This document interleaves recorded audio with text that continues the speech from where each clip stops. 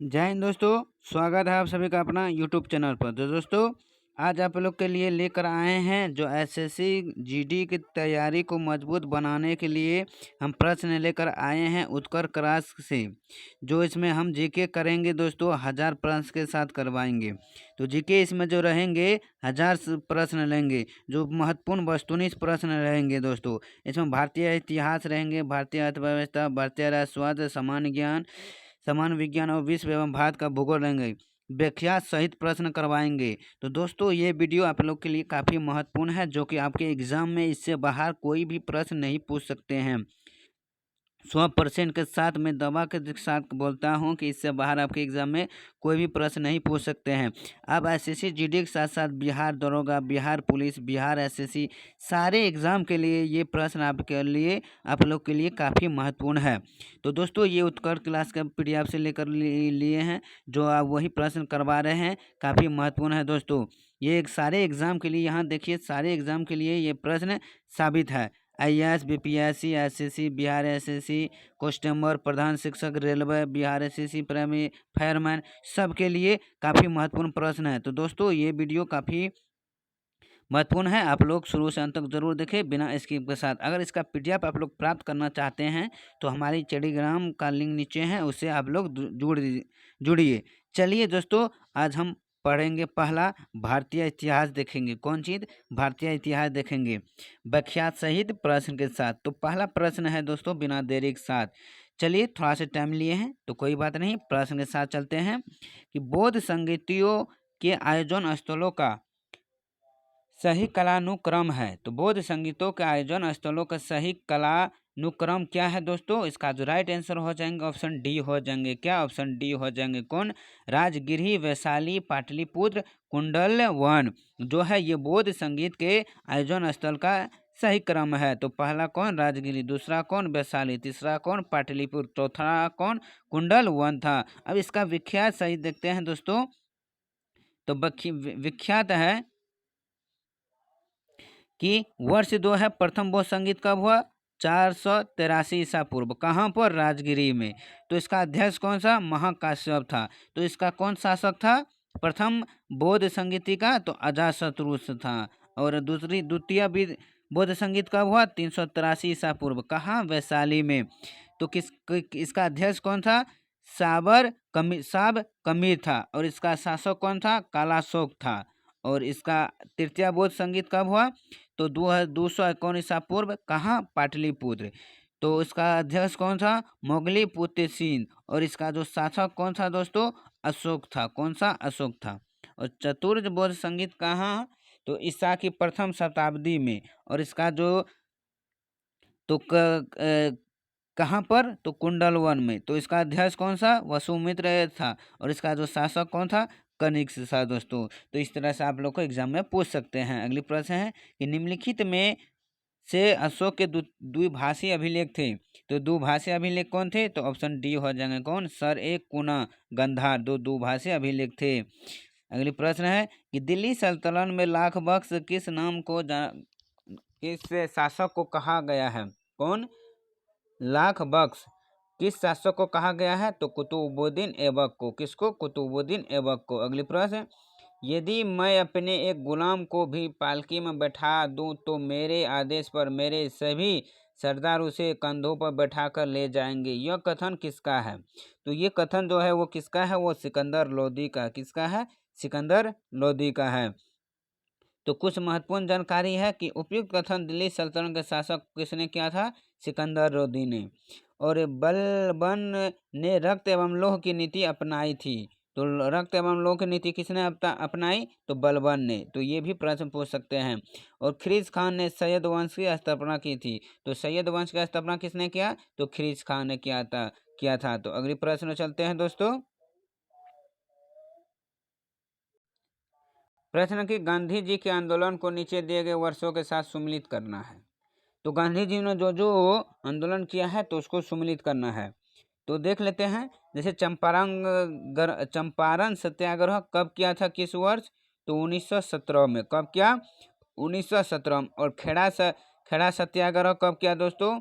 तो ये क्या था? 1918 में। और सविनय अवज्ञा आंदोलन कब किया था दोस्तों?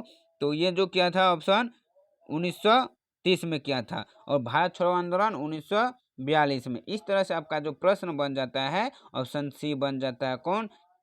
3 4 2 1। अगली प्रश्न तो महत्वपूर्ण जानकारी है कि राष्ट्रीय स्वतंत्रता संग्राम में गांधी जी का आंदोलन का क्रम निम्नलिखित है।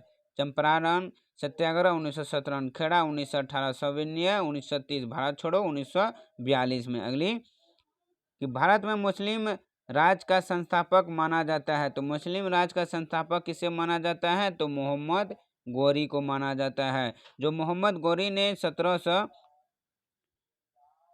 1175 से 1206 ईस्वी तक भारत पर कई आक्रमण किए और दिल्ली में मुस्लिम शासक की आधारशिला रखी थी। अगली प्रश्न कि सिंधव सभ्यता की जनसंख्या मिश्रित प्रजाति की थी। तो प्रजाति की थी तो निम्नलिखित में से कौन सी इसमें शामिल नहीं था? तो ऑप्शन डी हो जाएंगे नेग्रिटो। कौन? नेग्रिटो शामिल नहीं था। अगली कि निम्नलिखित सिंधव स्थल में घोड़े की अस्थियां के अवशेष कहाँ से मिले हैं? तो कहाँ से मिले हैं? वो सुरकोटडा से मिले हैं। अगली प्रश्न कि बुद्ध के जीवन से संबंधित बौद्ध धर्म के प्रतीकों को सम्मिलित करना है। किसके संबंधित? बुद्ध के। तो दोस्तों काफी महत्वपूर्ण है। तो जन्म जो है वो किस प्राकृतिक यानी चिन्ह से है? तो इस तरह से इसका हुआ जो जन्म है दोस्तों वो कमल से है। किससे है? कमल से है। जन्म कमल है। और गृह त्याग वो घर घोड़ा से प्रतीक है। और ज्ञान बोधि वृक्ष यानी पीपल का वृक्ष। और मृत्यु कौन? सपूत। तो इस तरह से आपका आंसर ऑप्शन सी हो सकते हैं, होंगे। अगली जैसे हुआ महत्वपूर्ण है कि बुद्ध ने जीवन से संबंधित बौद्ध धर्म का प्रवृत्ति निम्नलिखित है। जैसे जन्म क्या है? कमल से प्रतीक चिन्ह है। गृह त्याग घोड़ा है। ज्ञान बोधि वृक्ष पीपल। तो निर्वाहन पद चिन्ह। और मृत्यु स्तूप। अगली प्रश्न है कि गुप्त वंश किस शासक ने सर्वप्रथम महाराजा धीराज की उपाधि धारण की थी? तो चंद्रगुप्त प्रथम ने। कौन? चंद्रगुप्त प्रथम ने। Option B is right answer. अगली कि सती प्रथा का सर्वप्रथम कलांकित स्मारक किस स्थान पर मिला है? तो किस स्थान पर मिला है? तो इसका right answer option A Iran. कहाँ मिला? ईरान। अगली प्रश्न कि कुतुबुद्दीन ऐबक की जो 1210 ईस्वी में मृत्यु के पश्चात कौन उसका तत्कालीन उत्तराधिकारी बना? तो कौन बना? तो आराम शाह ने बना। कौन? Aram Shah. Option B is right answer. अगली प्रश्न कि किसकी देखभाल का उत्तरादायित्व दीवान ए खल्लास के पास था? तो किसका? तो राज्य के सीधे नियंत्रण वाली भूमि। Option A is right answer. अगली कि अपनी किस विजय के संस्मरण स्वरूप अकबर ने फतेहपुर सीकरी में बुलंद दरवाजा बनवाया था?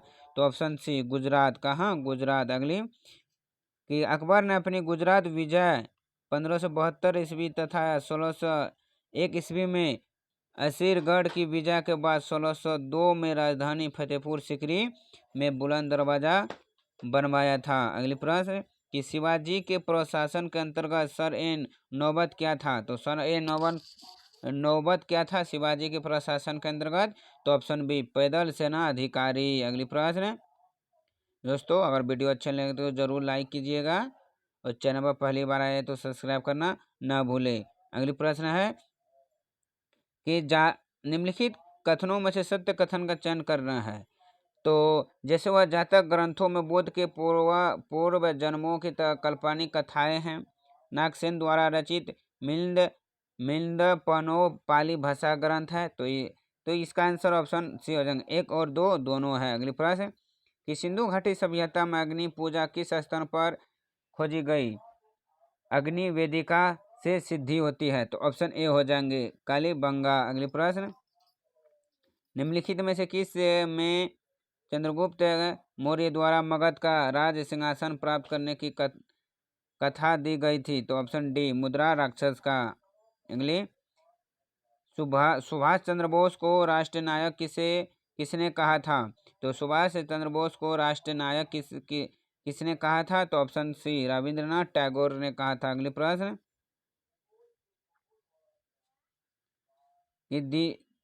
दीवाने मुश्ताक राज किससे संबंधित था?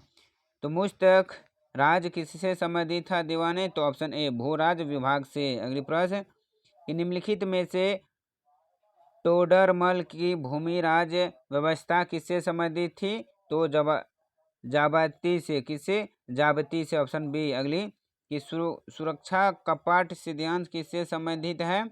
सुरक्षा कपाट सिद्धांत तो ऑप्शन सी भारतीय राष्ट्रीय कांग्रेस से। अगली प्रश्न कि सांप्रदायिक चुनाव प्रक्रिया कब प्रारंभ हुई? तो 1919 में प्रारंभ हुआ। अगली प्रश्न कि गंगा एवं यमुना नदी का सर्वप्रथम उल्लेख कहाँ मिलता है?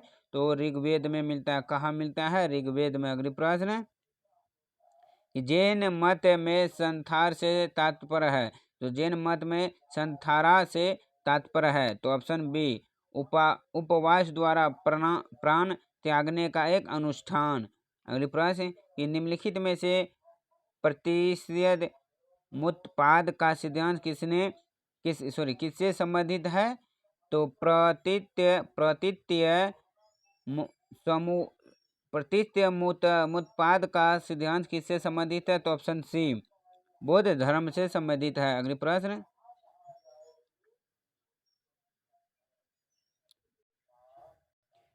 अगली प्रश्न कि अशोक ने गया जिले में बराबर की पहाड़ियों पर किसके लिए गुफाएं खुदवाई थी? तो ऑप्शन क्या हो जाएंगे? डी हो जाएंगे आजीवक के लिए। किसके लिए? आजीवक के लिए। अगली प्रश्न कि पूर्व योजना के अनुसार मुस्लिम लीग ने सीधी कार्यवाही दिवस कब मनाया गया था? तो कब मनाया? तो ऑप्शन ए 16 अगस्त 1946 को। अगली प्रश्न कि भारतीय राष्ट्रीय कांग्रेस के प्रथम मुस्लिम अध्यक्ष कौन थे? तो भारतीय राष्ट्रीय कांग्रेस के प्रथम मुस्लिम अध्यक्ष कौन थे? तो ऑप्शन डी हो जाएंगे Badruddin Tyabji. Option D is right answer. अगली प्रश्न कि शिवाजी के मंत्री परिषद को कहा जाता है? तो क्या कहते हैं? अष्टप्रधान कहते हैं। Option B is right answer. अगली कि सिंधव सभ्यता के पुरातात्विक स्थल जो भारत की सीमा के अंतर्गत हड़प्पा संस्कृति के सबसे उत्तरी छोर को चिन्हित करता है वो किस नदी पर स्थित है? तो ऑप्शन ए चिनाब नदी पर स्थित है। कहाँ? चिनाब नदी पर। Option A is right answer. अगली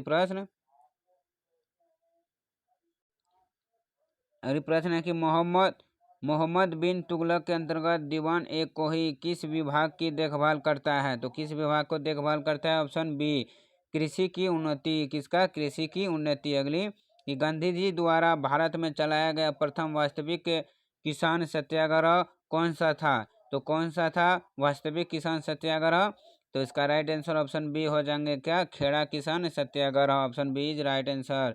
जो खेड़ा किसान सत्याग्रह 1918 ईस्वी गुजरात में कुनबी पाटीदार किसानों ने लगान की वसूली का विरोध किया। अगली प्रश्न कि फरवरी 1905 में इंडियन होम रूल सोसाइटी की स्थापना किसने की थी? तो किसने की थी? तो ऑप्शन बी डी हो जाएंगे श्याम जी कृष्ण वर्मा ने। Option D is right answer. अगली कि निम्नलिखित में से किस शासक ने आगरा नगर की स्थापना की थी? तो आगरा नगर की स्थापना किसने किया? तो ऑप्शन डी सिकंदर लोदी ने किया। कौन? सिकंदर लोदी ने। अगली कि किस मुगल सम्राट ने दीवान ए वजीरात ए कुल नाम से नए पद का गठन किया था? तो ऑप्शन बी अकबर ने। कौन? अकबर ने। जो मुगल बादशाह अकबर ने 8वें वर्षन में वकील से वित्तीय अधिकार लेकर दीवान ए वजीरात ए कुल नामक एक पदाधिकारी पद का गठन किया। अगली प्रश्न कि 18 सल्तनत की क्रांति में खान बहादुर खान की गतिविधियों का केंद्र कौन सा था? तो गतिविधियों का केंद्र कौन सा था? तो ऑप्शन देख लेते हैं। तो ऑप्शन ए हो जाएगा कौन? बरेली। जो थे 18 सल्तनत क्रांति में खान बहादुर खान की गतिविधि का केंद्र था। Option A is right answer. अगली प्रश्न की उत्तर वैदिक काल में समाज के विभाजन का आधार क्या था? तो समाज का विभाजन का आधार क्या था? तो ऑप्शन बी वर्ण व्यवस्था। कौन? वर्ण व्यवस्था। अगली प्रश्न निम्नलिखित में से जैन और बौद्ध धर्म ने किसे स्वीकार नहीं किया? तो किससे स्वीकार नहीं किया? तो ऑप्शन डी अवतारवाद का। किसका? अवतारवाद का। अगली कि निम्नलिखित में से अशोक महान को किसने बौद्ध धर्म की दीक्षा दी थी? तो अशोक महान को किसने बौद्ध धर्म की दीक्षा दी? तो ऑप्शन ए हो जाएंगे गुप्त ने, कौन? उपगुप्त ने। अगली, निम्नलिखित में से गुप्तकालीन चित्रकला का उत्कृष्टतम रूप मिलता है, तो किसमें मिलता है? तो ऑप्शन बी, अजंता में। किसमें? अजंता में। अगले प्रश्न को चलते हैं कि निम्नलिखित में से दहशाला पद्धति किसने लागू की थी? तो किसने लागू की थी दहशाला पद्धति? तो ऑप्शन सी, टोडरमल ने। कौन? टोडरमल ने। अगली प्रश्न है कि निम्नलिखित में से किस क्रांतिकारी ने अमेरिका में गदर पार्टी की स्थापना की थी? तो गदर पार्टी का स्थापना किसने किया? तो लाला हरदयाल ने। Option A is right answer. अगली प्रश्न है कि मुगल काल में मीर बख्शी किस विभाग को देखता था? तो सैन्य विभाग को। कौन? सेना विभाग को देखता था। कौन? मीर बख्शी ने। अगली प्रश्न, निम्नलिखित में से किस क्रांति को बर्मा की मंडेले जेल में रखा गया था? मंडेले जेल में रखा गया था बर्मा की। तो ऑप्शन ए, बाल गंगाधर तिलक को। किसको? बाल गंगाधर तिलक को। अगली, कि गुप्तकालीन दशावतार मंदिर कहाँ स्थापित है? तो गुप्तकालीन दशावतार मंदिर कहाँ स्थित है? तो इसका राइट आंसर तो ऑप्शन सी, देवगढ़ में। अगली प्रश्न को चलते हैं कि निम्नलिखित क्रांतिकारी नेता के अध्यक्ष में 1920 को कांग्रेस का विशेष अधिवेशन हुआ जिसमें असहयोग का प्रस्ताव पारित हुआ था, तो किसने रखा? तो ऑप्शन सी हो जाएगा, लाला लाजपत राय ने। अगली प्रश्न कि कनिष्क के शासनकाल की सर्वाधिक महत्वपूर्ण घटनाएं कौन सी थी? तो कनिष्क के शासनकाल की सर्वाधिक महत्वपूर्ण घटनाएं, ऑप्शन डी, चतुर्बोध संगति का आयोजन। अगली प्रश्न है कि निम्नलिखित में से अकबर कालीन स्थापत्य की विशेषता नहीं है, तो क्या विशेषता नहीं है अकबर कालीन? तो ऑप्शन ए हो जाएंगे, कौन? लहरदार मेहराबों का प्रयोग। तो लहरदार मेहराबों का प्रयोग जो अकबर कालीन स्थापत्य की विशेषता नहीं थी। चलिए दोस्तों, आज के लिए बस इतना ही। जो मैंने 50 प्रश्न करवाए वो काफ़ी महत्वपूर्ण है। इसमें हम देखेंगे तो टोटल करवाएंगे 1000 प्रश्न करवाएंगे। अभी फिलहाल 50 ही प्रश्न लेकर चलेंगे, जो ये छोटा छोटा वीडियो के साथ चलते जाएंगे। चलिए दोस्तों, आज के लिए बस इतना। फिर मिलता हूँ इससे अगले वाले वीडियो के साथ। तब तक के लिए धन्यवाद। Take care.